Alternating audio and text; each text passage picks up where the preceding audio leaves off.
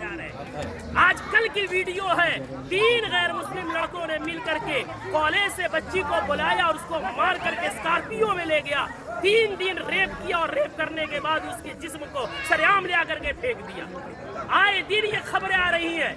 मैं पूछना चाहता हूँ, इसके पीछे के जिम्मेदार मुआशरे के हमारे और आप जैसे बेगैरत लोग नहीं है जो शादियों में, नाच गानों में, पैसों में आग लगा रहे और आग लगा करके शादियों को इतना मुश्किल बना दिया कि वक्त में शादियां नहीं हो रही है, जिसकी वजह से हमारी बेटियां, जज्बात उनमें भी है, जज्बात की रो में बह करके एजुकेशन वाली बच्चियां गैरों के गोद में खेल नहीं रही है, बल्कि टिश्यू पेपर बना करके उन्हें इस्तेमाल करके गली कूचों में फेंक नहीं दिया जा रहा है, बल्कि उनके चेहरे उड़ाए जा रहे हैं। इतने अदब एहतराम के साथ बार बार इसरार करने के बाद झुक करके, बाप कह करके, भाई कह करके, ईमान का हवाला देकर, इस्लाम का हवाला देकर, पूरी सोसाइटी के आदो पैमान का हवाला देकर के कहा गया, लेकिन फिर क्यों नहीं माने?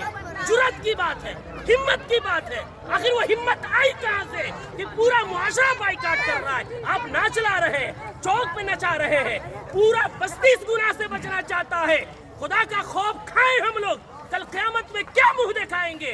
पूरे गांव में नचाते हुए लेकर आते हैं, मस्जिद के सामने से लेकर आते हैं, पूरे गांव में। ये क्या है?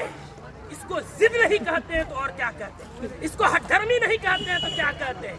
कौन है वो मौलवी, कौन है वो आलिम दीन जिसने कुरान और हदीस पढ़ा है और इतनी सख्ती से मना करने के बाद उस मजलिस में, उस शादी में नाच गाना हो और वो निकाह पढ़ाए, उसका कुरान और हदीस इजाजत देता है? मैं तो एहतराम करता हूँ कि इन्होंने पहले ही जो हमसे मोहब्बत और शफकत के साथ इकरार किया है। कौन है ऐसा जो जिस मजलिस में नाच हो रहा हो, जिस स्टेज में वेशियों का धंधा चल रहा हो, जिस स्टेज में खड़ा हो करके बहनों के पाँव में घुंघरू बांधा जा रहा हो, उनके सरों से दुपट्टे खींचे जा रहे हो, जिस निकाह जो इबादत है उस इबादत के अंदर मुआशरे के लंगे और लुफंगे और लवंडे औरतों के पीछे तालियां बजा रहे हो, वो निकाह में किस मौलवी का इल्म इजाजत देगा निकाह पढ़ाने का?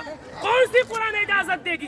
कौन सी हदीस इजाजत देगी? यहाँ सब कलिमा पढ़ने वाले हैं। हम मरेंगे, रब के सामने हाजिर होंगे। दुनिया की बात छोड़े, हमें ये खौफ क्यों नहीं आता कि निकाह एक इबादत है, नमाज भी इबादत है। नमाज में अगर कोई गाना बजाए, नमाज का मजाक है। निकाह में कोई गाना बजाए, वो निकाह का मजाक नहीं तो क्या है? जो मौलवी कुरान की आयत पढ़ेंगे उनका मजाक नहीं तो क्या है? हदीस पढ़ेंगे, उनको पैरों की ठोकरों में रखना नहीं है तो क्या है?